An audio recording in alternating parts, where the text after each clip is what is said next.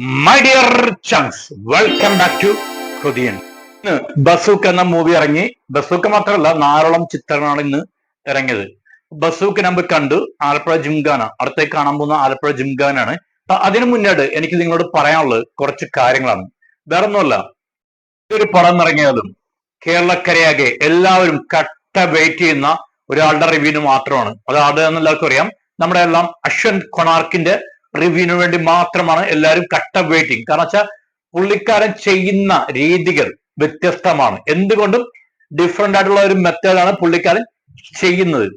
Cinema നിരൂപകനാണ് Ashwanth Konark. പക്ഷെ സിനിമയെക്കുറിച്ച് വിലയിരുത്താനുള്ള കഴിവോ കാലിബറോ കപ്പാസിറ്റിയോ പുള്ളിക്കാരന് ഇല്ലാതാനും. അത് പറയാൻ കാര്യം വേറെ ഒന്നും കൊണ്ടല്ല, അതിന്റെ കാരണം ഞാൻ പറഞ്ഞുതരാം. പുള്ളിക്കാരൻ ചെയ്തു വെക്കുന്ന പരിപാടി എന്ന് പറയുന്നത് ഇരട്ടത്താപ്പാണ്, വേറെ ഒന്നുമല്ല. മമ്മൂട്ടി പടത്തിനെ നെഗറ്റീവ് അടിക്കുമ്പോൾ മോഹൻലാൽ ഫാൻസുകാർ കയറി കാണുകയും ചെയ്യും. മമ്മൂട്ടി ഫാൻസുകാർ തന്തക്കും തള്ളക്കും വിളിക്കാൻ വേണ്ടി അവിടെ കയറി കാണുകയും ചെയ്യും. അതനുസരിച്ച് വ്യൂസും കൂടും, അതനുസരിച്ചുള്ള ഇൻകം കൂടും. അതേപോലെ തന്നെ നമ്മുടെ ലാലേട്ടന്റെ പടം ഇറങ്ങുവാണെങ്കിൽ തന്നെ പുള്ളിക്കാരൻ അത്യാവശ്യം മോഹൻലാലിനെ കുറിച്ച് ചുമ്മാ കുറ്റം പറയും.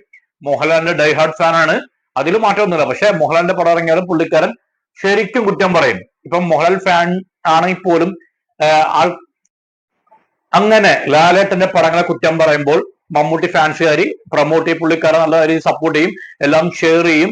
മോഹൻലാൽ ഫാൻസുകാർ കയറി കാണുകയും ചെയ്യും ആ വീഡിയോ. കാരണം അവിടെ എന്തൊക്കെ തള്ളക്കും വിളിക്കാൻ വേണ്ടിയാണ്. വീട്ടിൽ തുമ്മലോട് തുമ്മലായിരിക്കും അവന്റെ അച്ഛനും അമ്മയും. വേറൊന്നുമല്ല, നാട്ടുകാരുടെ തെറിയിട്ടാണ് പൈസ ഉണ്ടാക്കുന്നത്. എന്റെ ഒരു ഒപ്പീനിയനിൽ മലയാള സിനിമയെ ഇത്രയും പ്രതിസന്ധിയിലാക്കാൻ കാരണം ഇതേപോലുള്ള നിരൂപകരാണ്. ഇല്ലെങ്കിൽ ഒരു കുന്തവും അറിയാത്ത അശ്വന്ത് കൊണാർക്ക് എന്നും പറഞ്ഞിരിക്കുന്ന ഇതേപോലുള്ള വ്യക്തിയാണ് മലയാള സിനിമയുടെ ശാപം. പടങ്ങളെ നല്ല പടമെന്നും കൊള്ളാത്ത പടം എന്ന് പറഞ്ഞു കുഴപ്പമൊന്നുമില്ല. അത് ഓരോരുത്തരുടെ അവകാശമാണ്. അതിൽ ചോദ്യം ചെയ്യാൻ ആർക്കും കഴിവില്ല. നമ്മൾ കൊടുക്കുന്ന പൈസ നമുക്ക് ജെനുവിൻ ആയിട്ടുള്ള ഒപ്പീനിയൻ പറയാം. നേരെ മറിച്ച് നല്ല പടങ്ങളെ എന്താ പറയാ അത്ര വേസ്റ്റ് മൂവിയാക്കി അതേപോലുള്ള വർത്തമാനങ്ങൾ പറഞ്ഞ് ആ സിനിമയെ തകർക്കാൻ നോക്കുന്ന ഇവനെപ്പോലുള്ള ആളുകൾ എന്ത് ചെയ്യണം? വേറൊന്നുമല്ല, പുള്ളിക്കാരൻ വളരെ മോശം അഭിപ്രായം പറഞ്ഞ പടമാണ് ഭീഷ്മപർവം, മമ്മൂക്കയുടെ. ആ പടം വൻ വിജയമായി. പുള്ളിക്കാരൻ ഏത് പടത്തെ കുറിച്ച് മോശം പറയുന്നു, ആ പടം വൻ വിജയമാകും.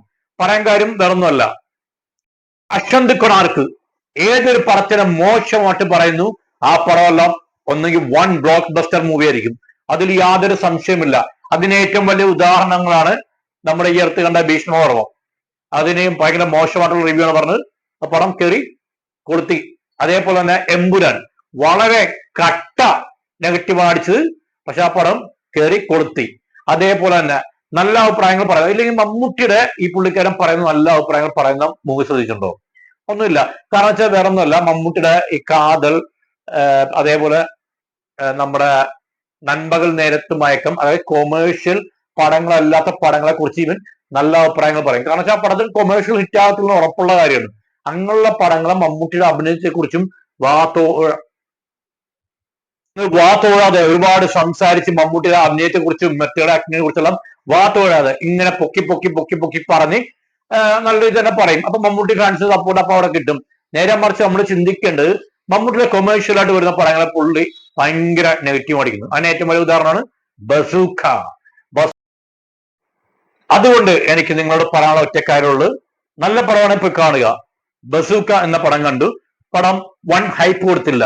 അതുകൊണ്ട് പടം എനിക്ക് സെക്കൻഡ് ഹാഫ് സംഭവം ഇഷ്ടപ്പെട്ടു. ഫസ്റ്റ് ഹാഫ് എനിക്ക് ഞാൻ പറഞ്ഞു ആവറേജിന് താഴെയാണ് തോന്നുന്നത്. കാഴ്ച പടത്തിൽ വലിയ സംഭവ കാര്യങ്ങളോ വൻ പരിപാടികളൊന്നുമില്ല. പക്ഷെ സെക്കൻഡ് ഹാഫ് പൊളിച്ചടുക്കി. നിങ്ങളുടെ റിവ്യൂ തന്നെ ഏറ്റവും കൂടുതൽ റിവ്യൂവേഴ്സിന്റെ എടുത്തു നോക്കിയാലും എല്ലാവരും പറയുന്നത് സെക്കൻഡ് ഹാഫ് ആണ്. പബ്ലിക് റിവ്യൂ എടുത്താൽ പോലും ആൾക്കാർ പറയുന്നത് സെക്കൻഡ് ഹാഫ് തീയാണെന്നാണ്. അത് നമ്മുടെ ലാലേട്ടൻ ഫാൻസ് വന്ന് എന്നെ തെറി പറയേണ്ട കാര്യമില്ല. കാരണം എനിക്ക് മലയാള സിനിമ ഇൻഡസ്ട്രിയിൽ ഏറ്റവും കൂടുതൽ ആരാധന പടച്ചതിനോട് മാത്രമേ ഉള്ളൂ. എനിക്കിഷ്ടം മമ്മൂട്ടിയാണ്. അതുപോലെ തന്നെ ഒരു പൊടി താഴെ മോഹൻലാലും. അപ്പം രണ്ട് പടങ്ങളും അവരുടെ പൊട്ടപ്പടാണെങ്കിൽ ഞാൻ പോയി എന്റെ പൈസ മുടക്കി എന്റെ ഫ്രണ്ട്സിനെ കൊണ്ടുപോയി കാണിക്കാറുണ്ട്.